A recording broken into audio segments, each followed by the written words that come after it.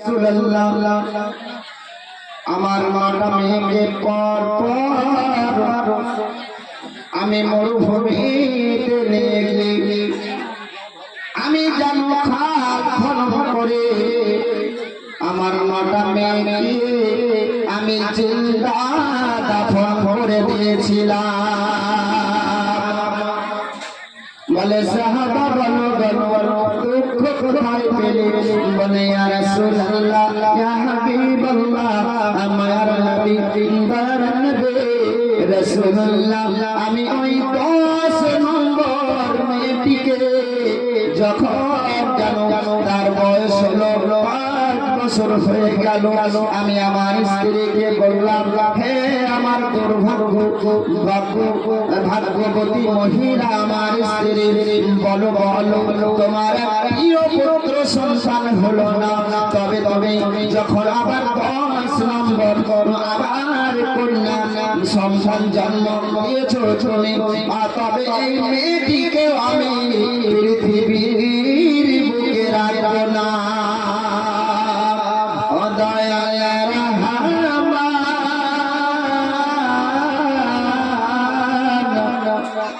কে পারে বুঝিতে তোমার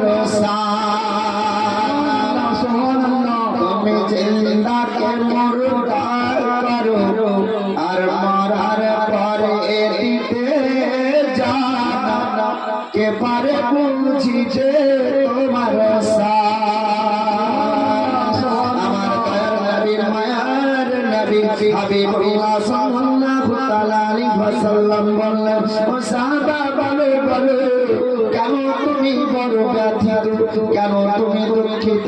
বলে ইয়া রাসূলুল্লাহ আমার যখন 10 নম্বর মেয়েকে আমি নিয়ে গেলাম আমি নিয়ে যাওয়ার পর আমি জানো সেই কোদাল দ্বারা আমি জানো সেই মরুভূমির পানিগুলোকে গর্ব করতে লাগলাম।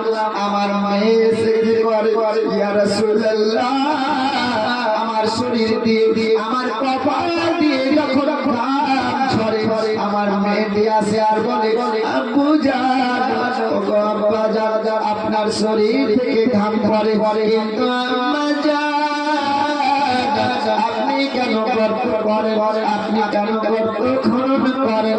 বলে আমার মা আমার মেয়ে তোমাকে এই বিষয়ে জানতে হবে না। বলে না আব্বা জান আপনার ঘাম করে মাথা আপনার কপাল দিয়ে ঘাম আসে এই জন্য সে মেয়েটি কি করলো গাম ছেড়ে দেয় আবার মুছে দেয় সরে যায়। বলে আব্বা জান আপনাকে আর কষ্ট করতে হবে না। সে মেয়ে কোদাল নিয়ে যেন হাতে ছোট হাত যেন সে বালি সরিয়ে দেয় আর বলে আব্বা জান আপনাকে আর পরিশ্রম করতে হবে না। বলে মা এই পরিশ্রম না করলে হবে না। একটুকু নাই দুইটুকু নাই খাল করে দিল খাল করার পর গর্তের উপরে যেন বসে আছে মেয়ে আর আব্বা জান যে বারবার বলে আব্বা জান আপনি পরিশ্রম করবেন না আপনি ক্লান্ত ভাব হবে আপনাকে আপনি ক্লান্ত হয়ে যাবে আপনি বড় হয়তো কষ্ট পাবে আমার আম্মা জান আপনাকে আর খটখট করতে হবে না। এই মেয়েটিকে আমার শেষ মেয়েটিকে যখন আমি গর্ততে ফেলে দিলাম ইয়া রাসূলুল্লাহ আমার মেয়ে বলে আব্বা জান আপনি আমাকে গর্ততে ফেললেন কারণ তারপর পানি যেন আস্তে আস্তে দিয়ে ঢেকে দিতে লাগলেন। বলে আব্বা জান আপনি আমাকে ঢেকে দিচ্ছেন যেন কোমর পর্যন্ত ঢাকা হয়ে গিয়েছে। বলে আব্বা জান আপনি আমাকে হয়তো হত্যা করবেন। বলে না দেখছি ওই গর্ভতে কতক্ষণ ধরে থাকতে পারে। বলে আম্মা জান আমি কোনোদিন আপনাকে আব্বা বলে ডাকবো না আম্মাকে আমি মা বলে ডাকবো না। আব্বা জান আমি আর এই পৃথিবীতে থাকবো না আপনার এই গ্রামে থাকবো না আমি এই মদিনায় থাকবো না আমি আর মক্কায় থাকবো না আমি দূরবর্তী অন্য জায়গায় চলে যাবো। আব্বা জান আপনি আমাকে আমাকে উঠিয়ে নিন আব্বা জান। বলে না না তোমাকে উঠিয়ে আমি তোমাকে যদি উঠিয়ে নিয়ে আমি তাহলে পৃথিবীতে যেন ছড়িয়ে যাবে যে আমি একজন মেয়ের পিতা আছি। আমার তোমাকে পাত্রস্থ করতে হবে, তোমাকে বিবাহ দিতে হবে। আর তোমার বিবাহ যখন দেব আমি যেন বড় লজ্জা বোধ করব, আমি লজ্জিত হয়ে যাব। হয়তো তোমার কারণে আমার সমাজে মুখ থাকবে না, এই জন্য আমি আর তোমাকে রাখবো না।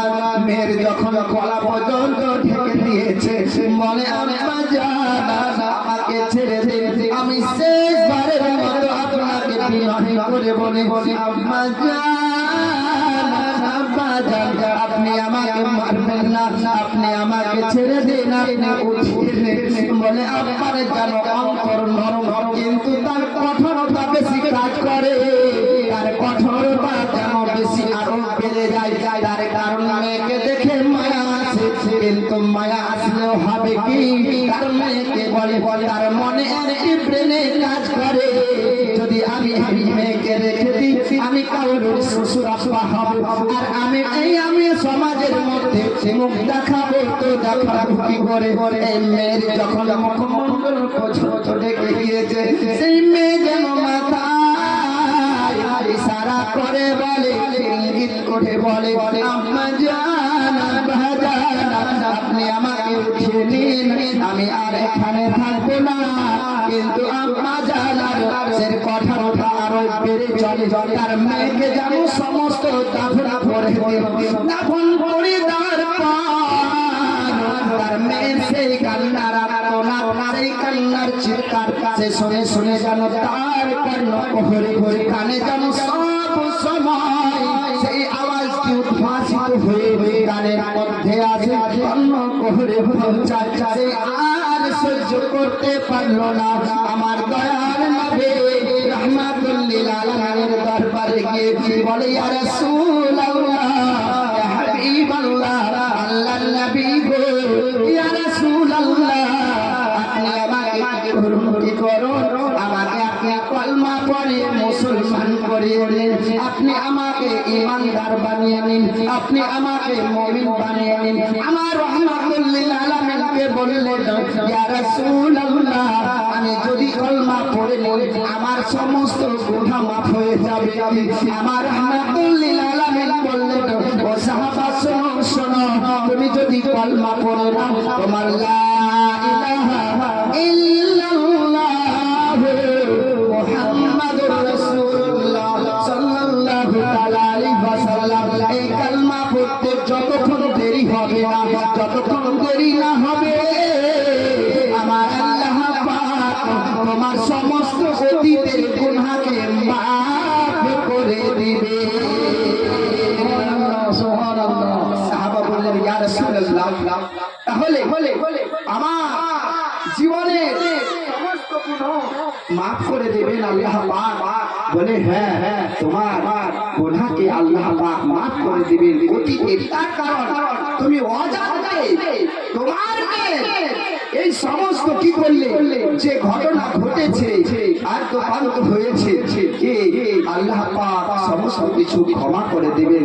বলে সুবহানাল্লাহ সুবহানাল্লাহ। এ তো ছিলেন এক সাহাবা, সাহাবায়ে তাহিয়া কালবি, ইনি বিখ্যাত সাহাবী রাসূল যিনি এক এক করে 100 জনকে অবরোধ করেছিলেন। তাহলে আমার রাসূলুল্লাহ সাল্লাল্লাহু আলাইহি ওয়াসাল্লাম যখন পৃথিবীর বুকে আসলেন, আসার পর তিনি এই মহিলাদেরকে সম্মান ও ইজ্জত তাদের সম্মানে ভূষিত করলেন কে? আপনার আমার নবী জনাবে মুহাম্মদ রাসূলুল্লাহ সাল্লাল্লাহু আলাইহি ওয়াসাল্লাম। আমার মায়ের কাছে একটু আবেদন করবো, কিন্তু আপনারা এগিয়ে বসুন, তাহলে পিছনে যারা আছে ওইদিকে আসবে, আর আপনারা যারা পিছনে আছেন ওই সোজা এসে আপনারা আগে আসে এবার দূর শুরু করছি, দূরের ভাগে ভাগে চলে আসেন। আল্লাহুম্মা সাল্লি আলা سيدنا مولانا محمد وعلى آل سيدنا مولانا محمد صلوا